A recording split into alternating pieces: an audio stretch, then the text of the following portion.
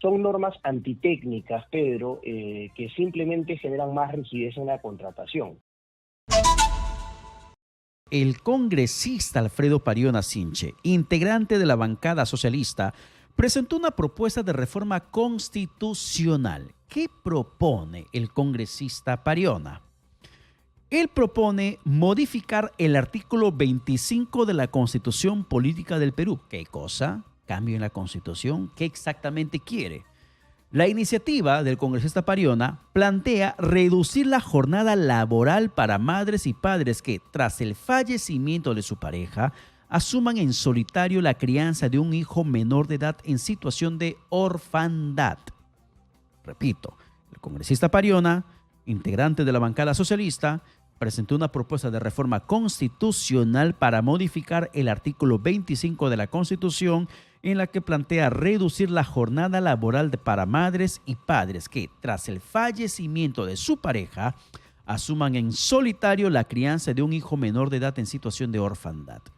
De acuerdo con el proyecto, estos trabajadores podrían laborar un máximo de 6 horas al día y 38 horas semanales, con la posibilidad de negociar condiciones más favorables con sus empleadores siempre que ello no afecte la productividad.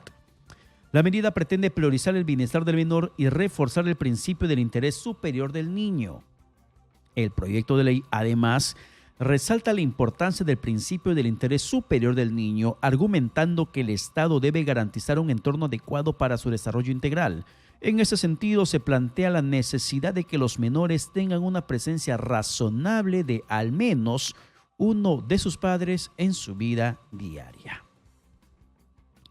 Son las 6 de la mañana con 40 minutos. Estamos en la comunicación en estos momentos justamente para hablar sobre ese tema con el abogado laboralista Daniel Robles, a quien le damos la bienvenida. Doctor Robles, buenos días. Muy buenos días, Pedro. Gracias por la invitación. Buenos días. ¿Hasta qué punto esa iniciativa, doctor Robles, es viable, la del congresista, de que si un padre pierde a su pareja, tienen hijos y queda en solitario uno de los progenitores, puede reducirse su jornada laboral a 6 horas diarias a 38 horas a la semana? ¿Esto hasta qué punto es viable? Bueno, la verdad es una preocupación enorme seguir viendo que el Congreso emite normas, como yo siempre digo, que aparentemente tienen un buen propósito, ¿no? ¿Quién no quiere beneficiar en aras del interés superior del niño, con la estadística además que ha dado el congresista, que es real, de la cantidad de padres o madres, ¿no?, que tienen esa condición en la que están con un menor, digamos, sin ayuda, ¿verdad? Sin embargo, son normas antitécnicas, Pedro, que simplemente generan más rigidez en la contratación. Para empezar, preguntas, digamos, inmediatas que nos hacemos. ¿Para quién se legisla esto y qué efectos puede generar?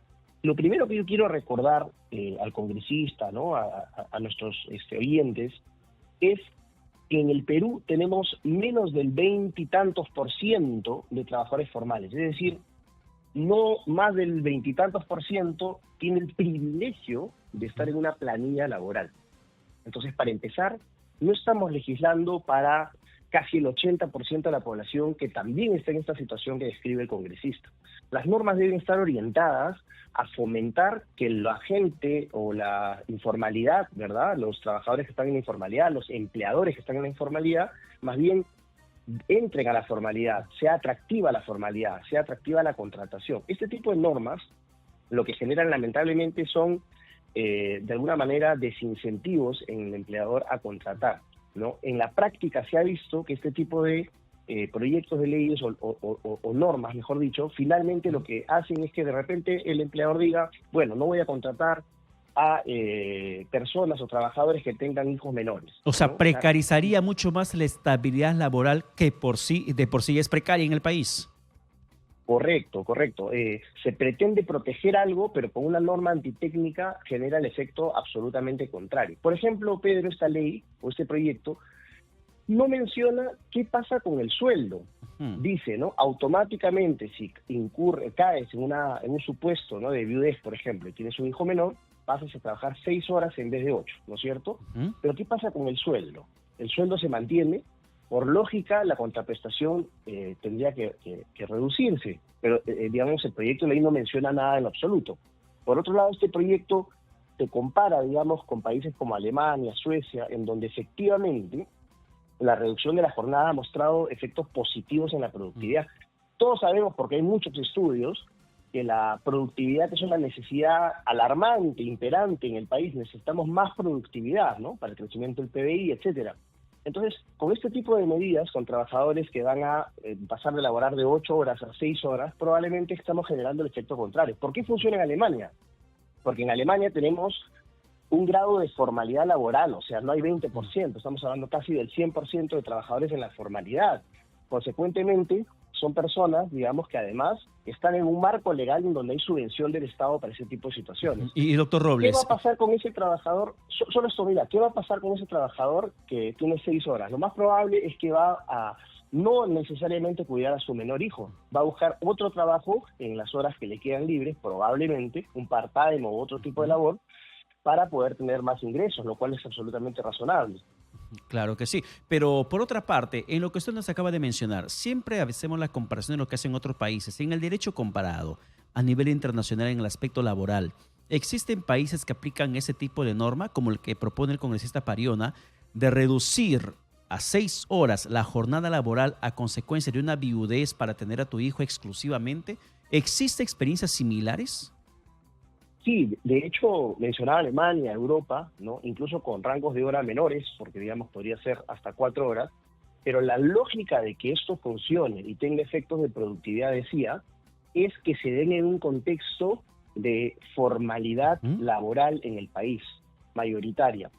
Está probado que si tú regulas o creas normas en un contexto de informalidad, sin subvenciones por parte del Estado, lo que estamos generando más bien es que los pocos empleadores formales, que hoy son importantes porque son los que le dan empleo a los trabajadores, ¿no es cierto?, es un mercado pequeñísimo, tengan este tipo de normas con tanto sobrecosto que finalmente sean invitados. Imagínate los microempresarios que tienen 2, 3 trabajadores. El incentivo va a ser simple y llanamente que la contratación siga siendo informal o que no se fijen en trabajadores que tengan hijos menores. En otros países sí funciona, porque efectivamente el cruce entre un mercado formal casi perfecto y subvenciones por parte del Estado para este tipo de situaciones, o sea, son 2 efectos importantes. Hace que ese trabajador efectivamente pueda laborar menos tiempo, sea más productivo, ¿no? Como te decía hace un momento, acá probablemente el efecto va a ser que ese trabajador primero se cuestione, ¿no?, si debe seguir ganando lo mismo. Esa es una pregunta que el propio proyecto de ley no establece. Porque lo lógico, laboralmente hablando, es que si yo voy a pasar a trabajar de 8 a 6 horas, el empleador no tendría por qué pagarme lo mismo. Eso no está aclarado, en todo caso, en el proyecto. Pero ¿eso qué va a generar?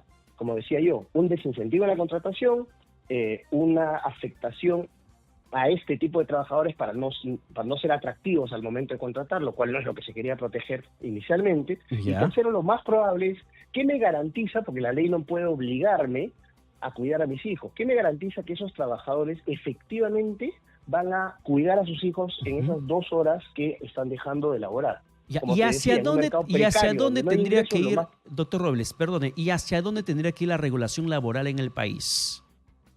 Es que ese es el tema. Se sueltan una serie de normas, ¿no es cierto?, como el tema de la CTS, como la reducción de la jornada laboral, que lo hemos visto antes, como el aumento del sueldo mínimo, que impacta al 4% de la población. Es más populista que otra cosa, ¿verdad? Son buenas ideas, ¿no es cierto?, sueltas, pero que no atacan el problema principal. Ya los economistas han dicho que si queremos cambios hay que ir a la causa y no mitigar solo los efectos. ¿Cuál sería la propuesta concreta? Normas que flexibilicen y reduzcan los costos laborales de contratación. Eso que a priori parece solamente positivo para el empleador, termina protegiendo y mejorando la condición del trabajador. ¿Por qué? ¿Ya? Porque si hoy tienes 20% aproximadamente de trabajadores que tienen la suerte de estar en una planilla, si nosotros logramos bajar los costos laborales, van a haber más empleos formales. Esa es la lógica. Va a mejorar la productividad. Y normas, aumenta, por ejemplo, normas además de lo que estamos comentando, doctor Robles, normas del tipo también como de la congresista Rosángela Barbarán, que presentó el año pasado, de dar licencia por un tema de duelo a las personas que pierdan su mascota, por ejemplo. Cuya mascota se les muera. Un tema de duelo. ¿Esto también fomenta un mejor clima laboral o afecta la productividad?